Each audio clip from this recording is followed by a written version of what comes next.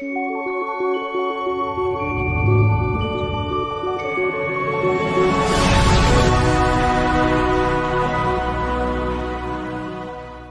ज़िंदा और जलाली और पाक नाम में तमाम होशाना प्रेयर सेंटर फेसबुक पर और यूट्यूब पर देखने वाले तमाम सामीन को मुबश्शिर इंजील अमरान मसीह का सलाम।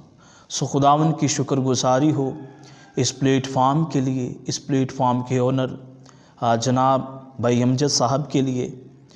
मैं सब बातों के लिए खुदावन की शुक्रगुजारी करता हूँ।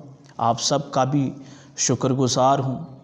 एक दफ़ा फिर मैं आप सब के सामने रूबरू हूँ एक नए पैगाम के साथ, खुदा की आवाज़ लेकर आप तक रूबरू हूँ। सो खुदावन की शुक्रगुजारी हो। सो आज हम बाइबल मुक़द्दस में से बहुत कुछ सीखने वाले हैं इस दुनिया के हालात के मुतल्लिक़। खुदा ने यीशु मसीह ने हमें क्या कहा, किन चीज़ों से ख़बरदार रहने को कहा। बुज़ुर्ग लुक्का रसूल की मार्फत लिखी गई अंजील, उसका चैप्टर नंबर जो है वो 21 है और आयत नंबर जो है वो 33 से 36 दो आयात मैं आपकी खिदमत के लिए पढ़ना चाहता हूँ। सो लिखा है, बस ख़बरदार हो कि ऐसा न हो कि तुम्हारे दिल खुमार और नशाबाजी और इस ज़िंदगी की फ़िक्रों से सुस्त हो जाएं और वो दिन तुम पर फंदे की तरह नागहां आ पड़े, क्योंकि जितने लोग तमाम रोई ज़मीन पर मौजूद होंगे उन सब पर वो इसी तरह आ पड़ेगा। बस हर वक्त जागते और दुआ करते रहो ताकि तुमको इन सब होने वाली बातों से बचने और इब्ने आदम के हुजूर खड़े होने का मकदूर हो। पाक कलाम के पढ़े और सुने जाने पर खुदा बाप यीशु के नाम में तमाम देखने वाले और सुनने वालों पर फजल करे, आमीन। सो बाइबल मुक़द्दस के अंदर मेरे अज़ीज़ों, खुदावंद यीशु अल मसीह ने कहा, बस ख़बरदार रहो।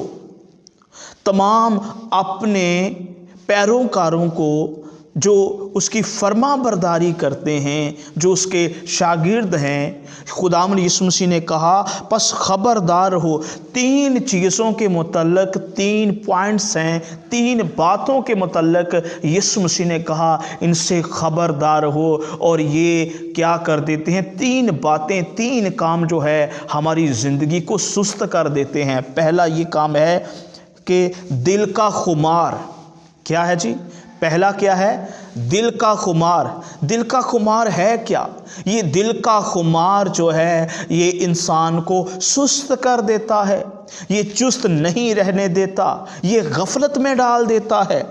और लुगत के मुताबिक दिल के खुमार का मतलब है कि नींद ना आने का असर जो कम सोने या ना सोने की वजह से हो, आँखों में उतर आए।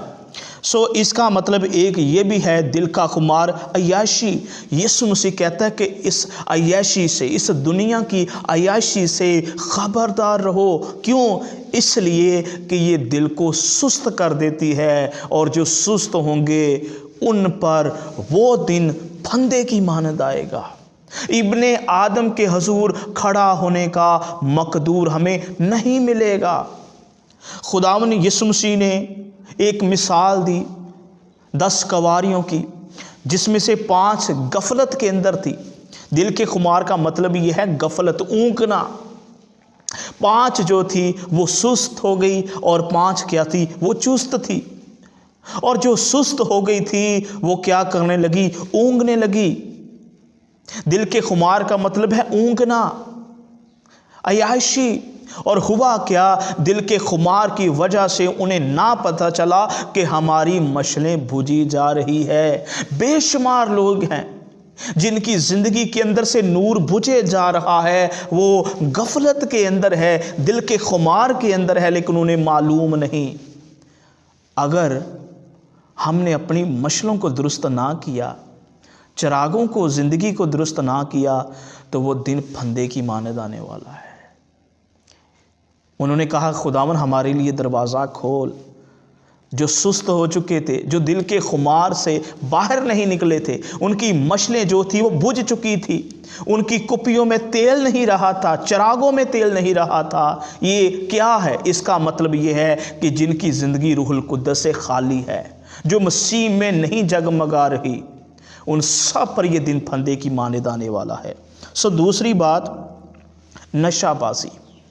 नशाबाजी जब हम सोचते हैं तो बहुत सारे नशा आवर चीज़ें हमारे जहन में आती हैं। बेशक ये बातें हैं जो क्या करती है, हमें सुस्त कर देती है। और भी एक किस्म का नशा है, मिसाल के तौर पर खुदावंद से ज़्यादा दुनिया को पसंद करना।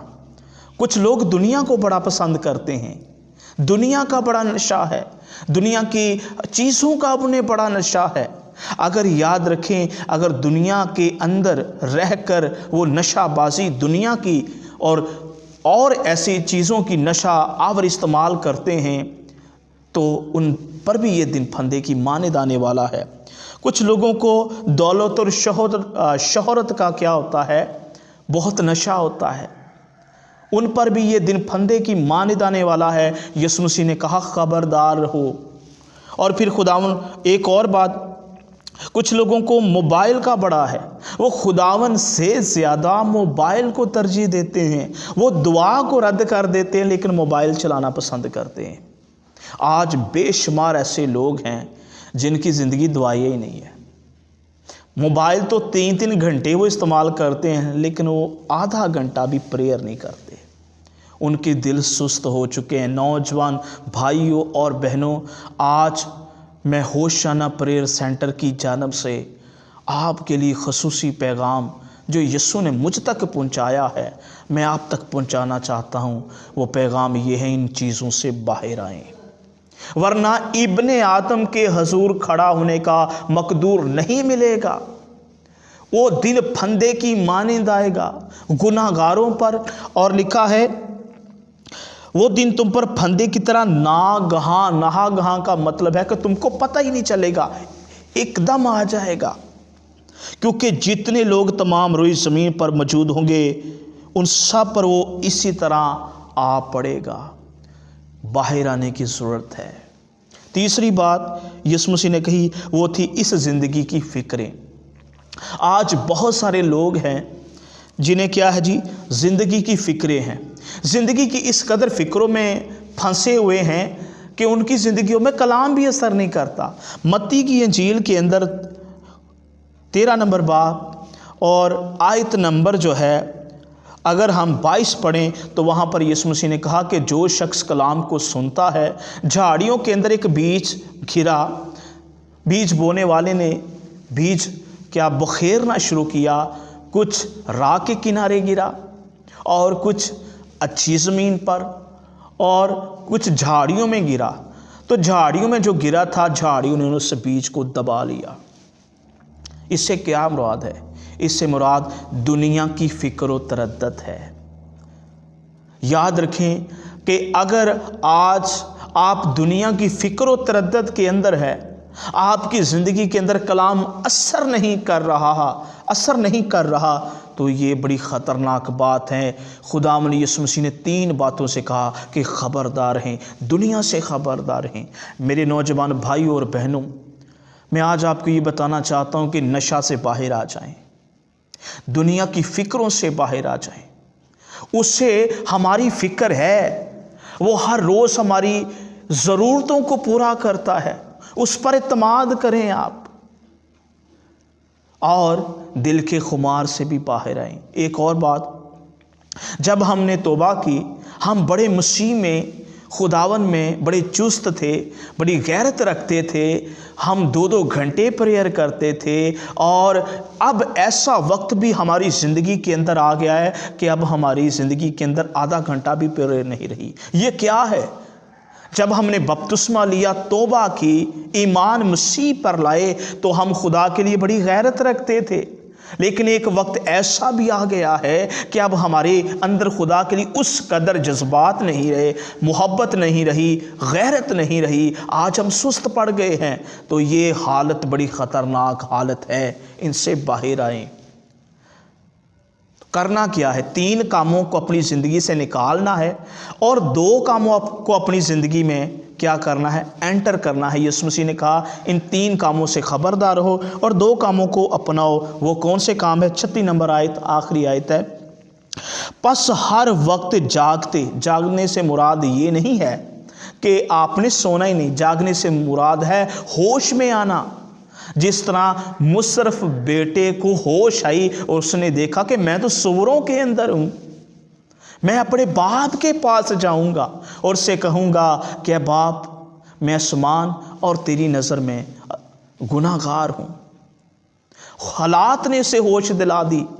खुदावन यीशु मसीह भी चाहता है कि एक काम पहला क्या किया जाए, वो है जागते रहना, होशियार बेदार रहना। इसका मतलब ये नहीं कि जो हम घंटों घंटे रात को जागते हैं इससे ये बात है, ये बात नहीं, बल्कि होश में आने को यीशु मसीह ने कहा। और दूसरा, होश में आकर करना क्या है? बस हर वक्त जागते और दुआ करते रहो। क्या करते रहो जी? दुआ करते रहो। दुआ एक ऐसा हथियार है जो खुदा के हजूर हमें खड़ा होने की तकवीत बख्शेगा। जो यहाँ खुदा के साथ जुड़े हैं वो आसमान में जाएंगे, जिनकी यहाँ खुदा के साथ रफाकत नहीं वो आसमान की बादशाही में भी खुदा के साथ रफाकत नहीं रख सकते। और मेरे अजीज़ों, यीशु मसीह ने 2 बातें कही थी। 3 बातों को अपनी ज़िंदगी से निकालना है, खबरदार रहना है, और 2 बातों को, एक दुआ को और एक जागते रहना है। दुआ बड़ी ज़रूरी है, ये रूहानी हथियार है। इसके साथ हम खुदा से डिस्कशन करते हैं, बातें करते हैं, खुदा के सामने पेश होते हैं, दिल की करते हैं, दिल की सुनाते हैं। इसलिए, और इन कामों से होगा क्या? 2 काम करने से लिखा है ताकि तुमको इन सब होने वाली बातों से बचने। कौन सी होने वाली बातें हैं? अगर आप ऊपर कॉन्टेक्स्ट को पढ़ें तो लिखा है कि सूरज और चांद सितारे जो है वो ज़मीन पर गिराए जाएंगे, आफतें आएंगी, मुसीबतें आएंगी, काल पड़ेंगे, वबा पड़ेंगी, बिजलियाँ भूचाल आएंगी। अगर ये 2 बातें हमारी ज़िंदगी का हिस्सा है तो यीशु मसीह ने यहाँ वाज़िया तौर पर ये फरमाया है कि इन सब होने वाली बातों से बचने। 2 बातें जो अगर हम अपनाएंगे, इन दुनिया पर मुसीबतें जो आने वाली है हम उनसे छूट जाएंगे। वो है होशियार और दुआ करते रहना। अगर हम होशियार रहेंगे, दुआ करते रहेंगे तो दुनिया की आफतें हम पर नहीं आएगी। और तीसरा काम, फिर दूसरा काम क्या होगा? और इब्ने आदम के हजूर खड़े होने का मकदूर। इब्ने आदम के हुजूर वही खड़े होंगे जो खुदावन के मस्बा के पास खड़े होंगे। इब्ने आदम के हुजूर वही खड़े होंगे जो दुआ के लिए खड़े होंगे। इब्ने आदम के हुजूर वही खड़े होंगे जो दुनिया से अपने ताल्लुक को छोड़कर खुदा बाप के साथ अपना ताल्लुक बनाएंगे। मुख्तसर यही पैगाम है। मेरे अजीज़ों, जागते और दुआ करते रहें। खुदा आपको बरकत दे। God bless you. Thanks for watching. Subscribe the channel and hit the bell icon. Hoshana Prayer Center.